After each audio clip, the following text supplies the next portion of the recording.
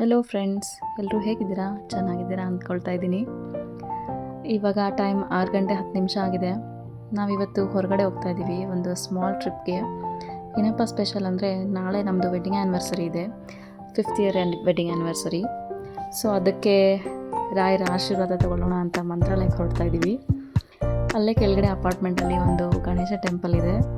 So ಅಲ್ಲಿ ನಮಸ್ಕಾರ ಮಾಡಿಬಿಟ್ಟು ನಮ್ಮ ಜರ್ನಿನ ಸ್ಟಾರ್ಟ್ ಮಾಡ್ತಾ ಇದ್ದೀವಿ ನಾವು. ಇವಾಗ 6:30 ಆಯಿತು ಕೆಳಗಡೆ ಬಂದು ಹೋಗೋಕ್ಕೆ.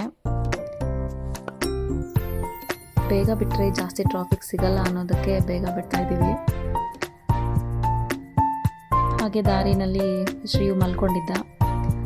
8 ಗಂಟೆ ಅಷ್ಟೊತ್ತಿಗೆ ಎದ್ಬಿಟ್ಟು ಹೊಟ್ಟೆ ಹಸಿತಾ ಇದೆ ಅಂತ ಹೇಳಿ ಹೋಟೆಲ್ನ ಹುಡ್ಕೋಕ್ಕೆ ಸ್ಟಾರ್ಟ್ ಮಾಡಿದ್ವಿ. ಅಲ್ಲೇ ಒಂದಿವೆ ಸಮರಸ ವೆಜ್ ಅಂತ ಹೋಟೆಲ್ ಇದೆ,